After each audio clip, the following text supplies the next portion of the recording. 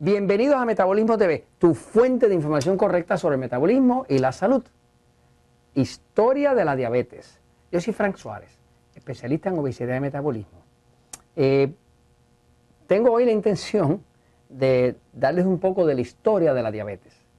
Es conocido que aquellos que no aprenden de la historia están condenados a cometer los mismos errores que ya cometieron en el pasado en su propia historia. Y eso ha pasado también con la diabetes. Mientras estuve escribiendo el libro de diabetes, aprendí muchísimo sobre el tema de la diabetes y me gustaría que aquellas personas que tienen seres queridos con diabetes, que tienen prediabetes, que ya están a punto de desarrollarla, o que tienen diabetes, que entiendan cosas que ya se sabían desde antes, que después por cuestiones económicas nos las fueron tapando y todos terminamos con muchísima más diabetes que lo que teníamos anteriormente, y la diabetes está fuera de control, está completamente fuera. El crecimiento de la diabetes a nivel internacional está incontrolable. O sea, hay países como México, un 15.3% de la población de diabetes. Ahí le ganamos a los mexicanos, pero terriblemente mal. Un 16.4% de todos los puertorriqueños tienen diabetes. Eso es 1 de cada 6 personas. Pero la diabetes está acabando, y tristemente está acabando cada vez con más niños, que son como las víctimas del asunto, ¿no? Cada vez hay más niños con diabetes infantil, que es una cosa tristísima para no tener que confrontar una familia. Bueno, vamos a hablar un poquito de la historia de la diabetes, ¿no? Porque si uno aprende de la historia, pues no está condenado a cometer los mismos errores. Y eso es lo que estamos buscando en Metabolismo TV. Conocimiento. Fíjense, la diabetes se define, ¿no? La diabetes. ¿Qué es diabetes? ¿Qué es? La diabetes se define como un desorden del metabolismo en el cual el cuerpo ha perdido su habilidad para procesar y utilizar los carbohidratos refinados, los almidones, hablando de papa, harina, ese tipo de cosas, y los azúcares de forma adecuada. O sea, cuando el cuerpo pierde su habilidad de procesar los carbohidratos refinados, los almidones y los azúcares, eso se llama diabetes. Eso es lo que es la diabetes. Ahora, si miramos la historia de la diabetes, ¿verdad?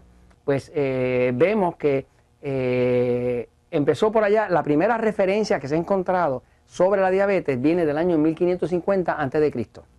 Es una referencia de Egipto. En Egipto hubo un buscador de tesoros, arqueólogo, muy famoso, de apellido Ebers. Y Ebers, que era un inglés, encontró el papiro Ebers, que tiene su nombre.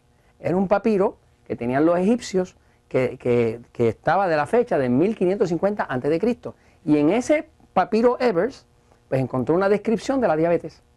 No tenía el nombre de diabetes, pero se describía como una condición en el papiro Ebers, que era una condición que tenía exceso de orina, exceso de sed, exceso de hambre y además de eso, pérdida de peso. Pues obviamente diabetes. Todavía no se le llamaba diabetes, pero ya se describía.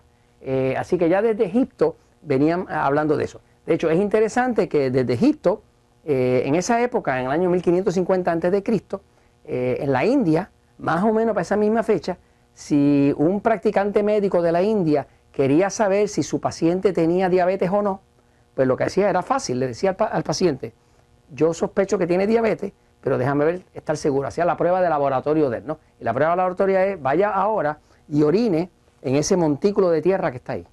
Y el paciente iba allí y a cuclillas orinaba, ¿no? Y entonces el practicante miraba a ver si las hormigas venían a comer ahí. Si las hormigas venían a comer, era porque esa orina estaba llena de azúcar, azúcar de la sangre. Y esa era la prueba fehaciente de que ese era un paciente diabético.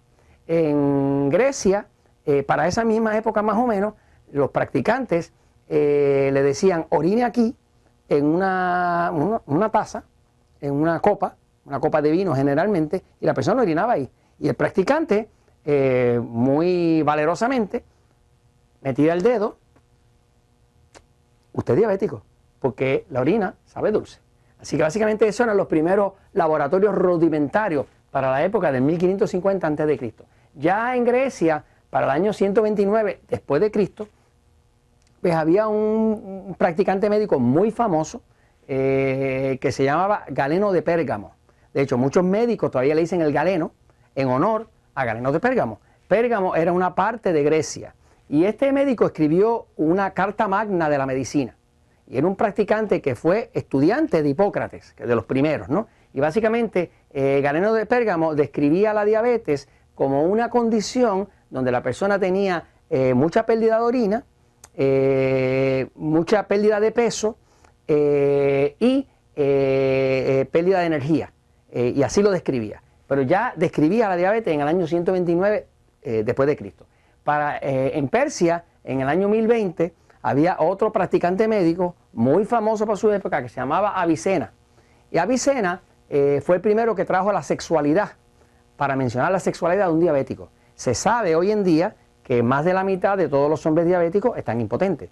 Muchos de ellos no funcionan ni con Viagra, ni con Cialis, ni con nada, porque la diabetes, al subir la glucosa, destroza el sistema cardiovascular y como el órgano sexual del hombre es parte de ese sistema cardiovascular, pues se queda sin función sexual y muchas veces ni siquiera los agentes como Viagra o Cialis y demás le funcionan, ¿no?